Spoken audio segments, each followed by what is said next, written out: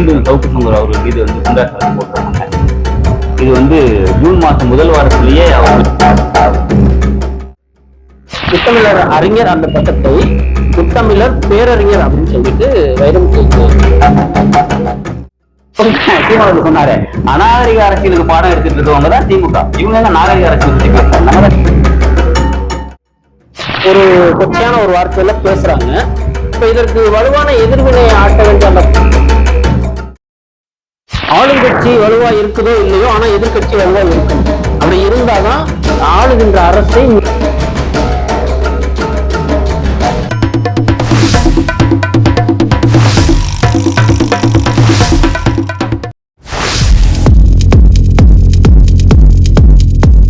எப்பவுமே ஒரு கோபம் அப்படிங்கிறது வெளிப்படணும்.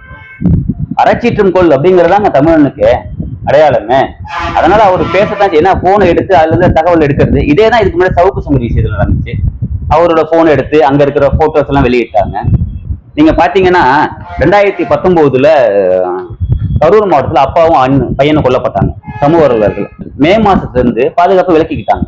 இல்ல, அதற்கு ஏதாவது காரணம் இருக்கும்ல. ஒரு உயர் அதிகாரி அந்த பாதுகாப்பை வந்து திரும்ப பெறாங்கன்னா அதற்கான சூழல் இருக்கும்ல. ஒருவேளை முன்பு இருந்த அந்த அச்சுறுத்தல் குறைஞ்சிருக்கலாம், அப்படி ஏதாவது ஒண்ணு இருக்கலாம். இப்பதான் சட்டம் ஒழுங்கு சீர்கட்டு இப்பதான் வந்து அதிகமா நடக்குது குற்றங்கள். இப்பதான் நீங்க கவனமா இருக்கணும். நீங்க எல்லாரையும் அலர்ட் பண்றாங்கல்ல, பிரச்சனை இருந்தா சொல்லுங்கிறாங்க, பிரச்சனை இருந்தா சொல்லுங்கன்னு சொல்றாங்களே. அப்ப பிரச்சனை இருக்கக்கூடிய நபர்கள் இருந்து பாதுகாப்பு விலக்கிட்டாங்கன்னா அந்த குடும்பத்தில் உள்ளவங்களே சொல்றாங்க. இது யூனியன் செய்தியிலையும் வந்திருக்குது.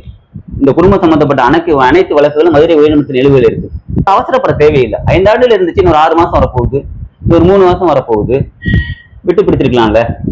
அரசுக்கு எதிராக பேசக்கூடிய அனைத்து சமூக போராளிகள்லாம் இப்ப வந்து முடக்கப்படுறாங்கன்னு ஒரு குற்றச்சாட்டு வைக்கிறாங்க. கொஞ்சம் பேர் தான் வந்திருக்கோம். அந்த கொஞ்சம் பேர்த்தையும் காலி பண்ணி விடலான்னு பாக்குறாங்க. அப்படி பண்ண முடியாது. ஏன்னா நீங்க பாத்தீங்கன்னா அடக்குமுறை என்பது ரொம்ப நாளைக்கு நிலைக்காது. ஒரு கட்டத்துல அடக்குமுறை அதிகமாக அதை எதிர்த்து வரக்கூடியவர்கள் அதிகமா வந்துகிட்டே இருக்கும். இதுதான் வந்து நம்ம வரலாறை பாக்குறோம். ஒரு கட்டத்துக்கு மேல எப்பவுமே பொறுத்து போக மாட்டாங்கல்ல. இது எல்லை மீறி அடக்குமுறையா இருக்குது. இப்போ பாத்தீங்கன்னா இப்போ நேற்று மீண்டும் சவுக்கு சங்கர் அவர்கள் மீது வந்து குண்டர் வழக்கு போட்டிருக்காங்க. இது வந்து ஜூன் மாதம் முதல் வாரத்திலேயே அவர் மேல கஞ்சா வழக்கு போட்டாச்சு. அப்ப இன்னைக்கு 2 மாசம் கழிச்சு அது தொடர்பாக ஒரு குண்டாஸ் போடுறாங்க. இது நம்ம உயர் நீதிமன்றத்துக்கு போகணும். போய் இது மாதிரி போட்டிருக்காங்க அப்படின்னு சொல்லி நீதிமன்றத்தின் மூலமா தீர்வு காண முடியும். நிச்சயமா அவர் இந்த வழக்குல இருந்து ஒரு விடுதலை ஈஸியாயிருவார். இல்ல, சவுக்கு சங்கரை பார்த்து ஒரு அரசாங்கமே பயப்படுறாங்களா? முன்னாடி எல்லாம் ஆட்சியில் இருப்பவர்கள் எதிர்கட்சியை பார்த்து, ஒரு அரசியல் கட்சியை பார்த்து தான் பயப்படுவாங்க. நீங்க சொன்னீங்கல்ல, கருணாநிதி அவர்கள், அறிஞர் அண்ணா அவர்கள், பேரறிஞர் அண்ணா அவர்கள், அவங்க எல்லாம் ஒரு அரசியல் கட்சிக்கு எதிராக தான் வந்தாங்க. இன்னைக்கு அதெல்லாம் நிலைமை மாதிரி உங்களோட தரம், திமுகவுடைய தரம் வந்து குறைஞ்சி ஒரு தனி மனிதனை பார்த்து பயப்படுற அளவுக்கு இன்னைக்கு வந்துட்டாங்கன்னா இவங்க எவ்வளவு பலவீனமா இருக்காங்கன்னு பாருங்க. இது ஆகப்பெரும் அரசன்ல சொல்றாங்க. நீங்க பலவீனம் அப்படிங்கிறீங்க. இல்ல, இந்த பக்கம் பிரிஞ்சு கிடக்கிறதுனால பலமா தெரியுது. அது ரொம்ப நாளைக்கு நிலைக்காது. ஏன்னா நீங்க வந்து அந்த அவங்களுக்குள்ள கூட்டணிக்குள்ள இந்த குழப்பத்தை வச்சுக்கிட்டு அவங்க ரொம்ப நாளைக்கு ஓட்ட முடியாது. ஏன்னா வேல்முருகன் நிறைய தெளிவா பேசுறாரு, திருமாவளவன் கூட அப்பப்ப பேசுறாரு. ஆனா அவங்க வெளிப்படையா பேச முடியல. ஏன்னா கூட்டணி தர்மம்னு ஒண்ணு வச்சுட்டு இருக்காங்க. அது சட்டமன்ற தேர்தலை எதிரொலிக்கலாம். அந்த கூட்டணியில் இருக்கக்கூடிய திரு வேல்முருகன் அவர்கள் வந்து தொடர்ந்து அங்கே நடக்கக்கூடிய சில விஷயங்களை, யாரும் கேட்க துணியாத கேள்விகளை வேல்முருகன் அவர்கள் தொடர்ந்து கேட்டுட்டே வர்றாங்க. இல்ல, வீட்டுக்கு போனா கேட்பாங்களா வீட்டுல உள்ளவங்களாம், ஏப்பா இது நியாயமாகுது, நமக்குன்னு வந்து ஒரு சுயமரியாதை இல்லை, நமக்குன்னு ஒரு கொள்கை இருக்குது, குறைந்தபட்சம் நம்மகிட்ட வந்து ஒரு பொறுப்பு இருக்கும்ல, அந்த பொறுப்பு வந்து நம்ம செயல்படணும்னு சொல்லி எல்லாரும் சொல்லுவாங்க. வீட்டுல போய் நிம்மதியா தூங்க வேணாமா? அவங்களுக்கு எல்லாம் உரைக்குது, கேட்காதவங்களுக்கு உரைக்கலன்னு வச்சுக்க வேண்டியதா. வைரமுத்து அவர்களுக்கு கவி பேரரசு அப்படிங்கிற அந்த பட்டம் கொடுக்கறதுல ஒரு சர்ச்சை வந்துச்சு. அது என்ன சொல்றாங்க அப்படின்னா, கண்ணதாசன் அவர்களுக்கும் கலைஞர் அவர்களுக்கும் ஒரு முரண்பாடு ஏற்படுறது. கண்ணதாசன் இருக்கக்கூடிய அந்த கவியரசு பட்டத்தை வைரமுத்து அவர்களுக்கு கவி பேரரசுன்னு கொடுத்தாங்க. இப்ப அதே போல இன்றைக்கு முத்தமிழர் அறிஞர் அந்த பட்டத்தை முத்தமிழர் பேரறிஞர் அப்படின்னு சொல்லிட்டு வைரமுத்துக்கு கொடுக்குறாங்க. அதற்கு வந்து அந்த திராவிட அந்த சித்தாந்தவாதிகளுக்கு இடையே சில முரண்பாடுகள் வருது. அதை நீங்க எப்படி பாக்குறீங்க? இல்ல, இப்போ அவருக்கு கொடுத்தனால இவங்களுக்கு என்ன பாதிப்பு ஏற்பட்ட போகுது? இல்ல, முத்தமிழ் அறிஞர் அப்படிங்கிறப்ப இப்ப கலைஞரோட புகழுக்கு பங்கம் வருதுன்னு அவங்க சொல்றாங்க. கலைஞரோட புகழுக்கு பங்கம், இவர் வந்து முத்தமிழ் அறிஞர் வைரமுத்து வந்து முத்தமிழ் பேரறிஞர். இவருக்கு என்ன புகழ் இருக்குது? 1970 நினைக்கிறேன் இல்லையா, அந்த காலகட்டத்திலேயே அண்ணாமலை யூனிவர்சிட்டியில கலைஞருக்கு டாக்டர் பட்டம் கொடுக்குறப்ப ஒரு எடுத்த பிரச்சனையில உதயகுமார் ஒரு மாணவர் இறந்து போறாரு.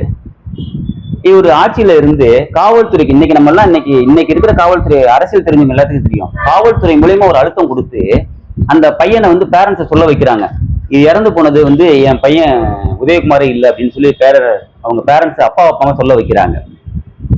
அதுதான் செய்தியா வந்துச்சு. நான் கேட்கிறேன், அப்படின்னா செத்து போனது உதயகுமார் இல்லைன்னா அப்ப அந்த உதயகுமார் எங்க? இவருக்கு தகுதி தராதெல்லாம் இல்லைங்க கருணாநிதிக்கு. இவருக்கு கொடுக்குற பட்டம் எல்லாமே வேஸ்ட். எவ்வளவு சபை நகரத்துக்கு எடுத்துக்காரு தெரியுங்களா? 50 தொழில் ஒன்றான KM மதியழகனை சட்டசபையில் அசிங்கப்படுத்தினது எல்லாமே கருணாநிதி அவர்கள் தான். அதனால இவருக்கு வந்து இப்ப இருக்க சூழல்ல நாகரிக அரசியலை பத்தி எல்லா கட்சிக்கும் பாடம் எடுக்கிறதே அவர்கள் தானே. அவரு தான் சீமானவர்கள் சொன்னாரு, அநாகரிக அரசியலுக்கு பாடம் எடுத்துட்டு இருக்கவங்க தான் திமுக. இவங்க நாகரிக அரசியலை பத்தி பேசுறாங்க. நம்ம தான் நிறைய பார்த்தோம்ல, யூடியூப்ல பார்த்தோம்ல, திமுக எப்படி பேசுறாங்க, ஐடிங்க எப்படி பேசுறாங்க அப்படின்ட்டு. அதனால நாகரிக அரசியலுக்கும் திமுகவுக்கும் எந்த காலத்துக்கும் சம்பந்தம் இல்லை. விளம்பர அரசியலுக்கும் திமுகவுக்கும் என்ன சம்பந்தம் இருக்குமா? அவ்வளவுதான். இப்ப இந்த இடத்துல கலைஞர் அவர்களை பற்றி ஒரு தேர்தல் பிரச்சாரத்துல திரு சீமான் அவர்கள் ஒரு குட்டி கதை மூலமா ஒரு விஷயம் சொல்ல வர்றாரு. அது ஒரு மிகப்பெரிய சர்ச்சையாகுது. திமுகவினர் வந்து எதிர்வினை ஆற்றுறாங்க. இப்ப அதே போல தாமு அன்பரசன் அவர்கள் எம்ஜிஆர் அவர்களையும் ஜெயலலிதா அவர்களையும் இணைத்து ஒரு கொச்சையான ஒரு வார்த்தையை பதிவிடுறாரு. இதே அளவிற்கான எதிர்ப்பு அதிமுகவிடம் இருந்து வரவில்லையே. எனக்கு அதுதான் ஆச்சரியமா இருக்கு.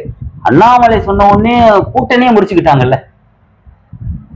அண்ணாமலை வந்து மறைந்த தலைவர்களை பத்தி பேசிட்டாருன்னு சொன்ன உடனேயும் அதிமுக கூட்டணி வெளியே வந்துட்டாங்க. இன்னைக்கு திமுக பேசியிருக்காங்க. இல்ல, அது இதற்கு சரியான ஒரு எதிர்வினை இதுவரையிலும் அதிமுக காட்டவே இல்லை. அதான் நம்ம அவர்கள் சீமானவர்கள் சொன்னது போல ஏடிஎம்கேக்கு பி டீம் திமுகவா, திமுக பி டீம் அதிமுகவான்னு தெரியல, திமுக பி டீம் பாஜகவான்னு தெரியல. இப்ப கருணாநிதிக்கு நாணயம் வெளியிடுறதா பிஜேபி சொல்லியிருக்காங்க.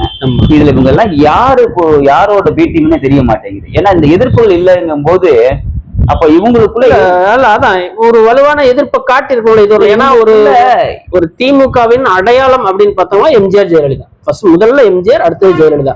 இவர்கள் 2 பேரையுமே இணைத்து ஒரு கொச்சையான ஒரு வார்த்தையில பேசுறாங்க. அப்ப இதற்கு வலுவான எதிர்வினை ஆட்ட வேண்டிய அந்த கடமை அதிமுக இருக்கு. எதிர்வினை வந்து செஞ்சதா தெரியல. ஆனா அங்கங்க சில போராட்டங்கள் நடக்குது. இன்றைக்கு புதுச்சேரியில் நடந்திருக்கு. அது மாதிரி சில விஷயங்கள் நடக்குது. ஆனா திமுகவை போல ஒரு வலுவான எதிர்வினை ஆற்ற வந்து அதிமுக தவறுதான். எனக்கு அதான் முழுமையா தெரிய மாட்டேங்குது. என்னன்னா திமுக நிக்குது, எதிர்கட்சியா இருக்கக்கூடியவங்க பாஜக அதிகமா இருக்கிறாங்க. இவங்க 2 பேத்துக்குள்ள வந்து விகாரசை போட்டுக்கிறாங்க, கூட்டணியை முடிச்சுக்கிறாங்க, அந்த அளவுக்கு பண்ணிக்கிட்டாங்க. ஆனா இவங்க 2 பேருமே திமுகவோட ஏதோ ரகசிய உடன்பாட்டிலே இருக்கிறாங்க.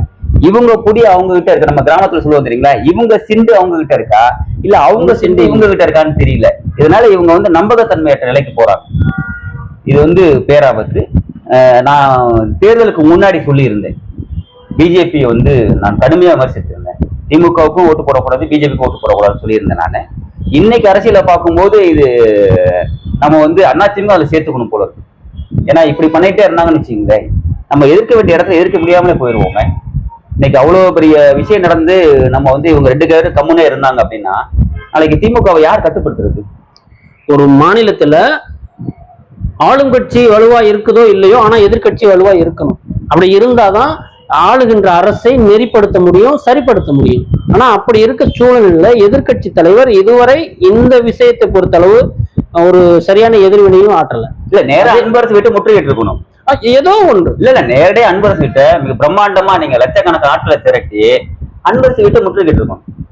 இன்னைக்கு ஜெயலலிதா உயிரோட இருந்து எம்ஜிஆர் அவங்க அது மாதிரி பேசியிருந்தாங்கன்னா இன்னைக்கு லட்சக்கணக்கான பேர் வீட்டுக்கு போயிருப்பாங்க. அப்ப எதை தடுக்குது? நான் சொன்னேன், ஏதோ ஒரு சிண்டை வந்து அவங்ககிட்ட மாட்டிக்கிட்டு இருக்குது. அதே போல ஒரு 10,000 ஆசிரியர் காலி பணியிடங்கள் வந்து நிரப்பப்படாமல் இருக்கு அப்படிங்கிற ஒரு விஷயத்தையும் சொல்றாங்க. இப்ப இந்த மாதிரியான விஷயங்கள் எல்லாம் கையில் எடுத்து எதிர்கட்சி தலைவர் வீரியமாக போராட வேண்டும். ஆனா அதெல்லாம் இந்த எதிர்கட்சி தலைவர் வந்து ரொம்ப சாஃப்டா ஹேண்டில் பண்றது. திமுக என்னன்னா நிதி பற்றாக்குறை இருக்குது, இவங்களுக்கு தெரியுது. இவங்க 2 பேரும் வந்து பேசிக்கிறாங்க. இன்னைக்கு வந்து இவங்க வந்தப்ப 5 ஏதோ லட்சம் கோடி வந்து கடன் சொல்லியிருந்தாங்க. இன்னைக்கு ஆல்மோஸ்ட் 8 லட்சம் கோடியா இருக்குன்னு வச்சுக்கீங்களேன். இன்னும் ஒரு ஓராண்டு 2 ஆண்டு இருக்குது, கிட்டத்தட்ட 10 லட்சம் கோடி கடன் போயிடும். இப்ப நம்ம அரசு வேலையை பத்தி நம்ம அதிகமா பேசிட்டோம் அப்படின்னா, ஒருவேளை அடுத்து நம்ம ஆட்சிக்கு வந்துட்டு சம்பளம் கொடுக்க நம்ம கிட்ட காசு இருக்கிறதோ அப்படின்னு சொல்லி அதிமுக தயங்குது இதுல. இதுதான் உண்மைங்கிறீங்களா? இதுதான் உண்மை. இவங்களுக்கு அதாவது இரண்டு தரப்புக்குமே அரசு நிர்வாகம் அதோட நிதி நிலைமை தெரியும். அதனால இவங்க வந்து அமைதியா சில விஷயங்கள்ல அமைதியா இருக்காங்க. ஏன்னா நம்ம வந்து இப்ப அவங்களும் வேலை ஆட்கள் எடுக்க தயங்குறாங்க. ஏன்னா அவங்க நிறைய வந்து இப்ப கான்ட்ராக்ட் பேசில் எடுக்க ஆரம்பிச்சிட்டாங்க. இவங்களும் அதை வந்து அமைதியா இருக்கிறாங்க. அப்போ வந்து நிதி பற்றாக்குறை ஏற்படும் போது நம்மளால சம்பளம் கொடுக்க முடியாது. சலுகைகள் வாங்க பணப்பலன் இருக்கு இல்லைங்களா? அது இப்போ திடீர்னு ஒரு சர்ச்சை வந்துச்சு. ஓய்வான வயது ரிட்டையர்டு ஏஜை வந்து அதிகப்படுத்த சொன்னாங்க. அது காரணம் என்ன கேட்டீங்க, இவங்க என்ன நினைக்கிறாங்கன்னா இந்த 2 வருஷம் நம்ம தள்ளி விட்டுருவோம், ஏன்னா அவங்க பணப்பலன்கள் கொடுக்கறது பணம் இல்லை அப்படிங்கிற மாதிரி. இவங்க நான் தான் சொல்ல, உங்களுக்கு வருவாயை பெருக்குவதற்கு இவங்க மக்கள் மீது வரியை மட்டுமே தான் சுமத்துறாங்களே தவிர வேற நான் சொன்ன மாதிரி சொன்ன பார்த்தீங்களா, நீங்க வந்து துறைமுகம் வருது அப்படின்னு சொன்னா நாங்களே நடத்திக்கணும், தமிழ்நாட்டு அரசு நடத்திக்குவோம், உனக்கு என்ன டாக்ஸ் தானே, அதானி வரானா அம்பானி எவனும் வர வேணாம், நாங்களே நடத்திக்கிறோம் அப்படின்னு சொல்லி அந்த வருமானத்தை ஏற்றுக்க வேண்டிய நிலையில இல்லை. பேருந்துகள் வந்து நாங்க தயாரிப்போம்னு சொல்ல வரல. விவசாயத்தை பொறுத்த வரைக்கும் இயற்கை விவசாய முக்கியத்துவம் கொடுத்தாங்கன்னா அவங்க மானியம்னு சொல்லி கொடுக்குறாங்க. எங்களுக்கு 2 ஆண்டுகள் மானியம் வந்து கிட்டத்தட்ட ஒரு 20,000 கோடி, உதாரணத்துக்கு சொல்றேன் நான், 20,000 கோடி கொடுக்குறாங்க. ஒரு 30,000 கோடி வருது அப்படின்னு சொன்னா அந்த 20,000 30,000 கோடி எங்களுக்கு மானியம் வேணாம், எங்களுக்கு அந்த பணமா கொடுத்துருங்க, நாங்க எங்க ஆர்கானிக் வச்சு நாங்க டெவலப் பண்ணிக்கிறோம் அப்படின்னு ஏதாவது ஒரு வழியில இவங்க வந்து ஒரு முடிவெடுக்கணும். முடிவெடுக்க முடியாம நீங்க வந்து வருவாயை பெருக்காம வெறும் வரியை மட்டும் விதிச்சுக்கிட்டே போனோம் அப்படின்னு சொன்னா பண்ண முடியாது. இப்ப அந்த இடத்துல நீங்க சொன்னீங்க திமுகவுக்கும் அதிமுகவுக்கும் அரசின் நிதி நிலைமை குறித்து தெரியும், அதனால 2 பேருமே இவர்கள் செய்யறதுக்கு சில விஷயங்கள்ல அமைதி காக்குறாங்கன்னு சொன்னீங்க. ஆனா அதே நேரத்துல திரு சீமான் அவர்களாக இருக்கட்டும், அண்ணாமலை அவர்களாக இருக்கட்டும், இவர்களுக்கும் இந்த அரசு நிர்வாகத்தை பத்தி தெரியலையா? அதனாலதான் சில திட்டங்களை பற்றி அவங்க வந்து பேசுறாங்களா? அவங்க என்ன சொல்றாங்கன்னா, இப்போ அண்ணாமலை எடுத்துக்குவோம், சென்ட்ரல் கவர்மெண்ட் வருஷம் கூட இந்த டிஏ வந்து ப்ராப்பரா கொடுத்துட்டு வரதா சொல்றாங்க. 19% கொடுத்துட்டு வந்துட்டு இருக்காங்க. தமிழ்நாட்டுல 60% தான் கொடுக்குறாங்க. அப்ப அவங்க தரப்பு என்ன சொல்றாங்க, அதை நாங்க ஃபாலோ பண்ணுவோம் அப்படின்னு அண்ணாமலை அவர்கள் சொல்லலாம். அந்த கருத்துல அவர் சொல்லலாம். சீமான் அவர்களை பொறுத்த வரைக்கும் ஒரு நல்ல நிர்வாகம் வரட்டுமே, இளைஞர்களுக்கு வேலை வாய்ப்பா இருக்கட்டுமே, கல்வி வேலை வாய்ப்பு அப்படின்னு ஒரு கண்ணோட்டத்துல வரும்போது மக்கள் நம்ம அதை பார்க்கணும், நம்ம அதை வரவேற்கதான் செய்யணும். ஏன்னா ஆட்சியை கொடுக்கும் போது நமக்கு தெரியும், என்கிட்ட கொடுத்தா நாங்க அரசு ஊழியர்ல வந்து ஸ்ட்ரென்தன் பண்ணுவோம். ஒரு பாயிண்ட் இப்ப கேட்டுங்க, அரசு கட்டமைப்பை வலிமைப்படுத்துதல் அப்படின்னு ஒரு வாக்கியம் இருக்குது. அரசு கட்டமைப்பை வலிமைப்படுத்துதல் அப்படின்னு சொன்னா வெறும் கட்டடங்களை கட்டி போறது கிடையாது, அந்த கவர்மெண்ட் ஸ்ட்ரக்சர்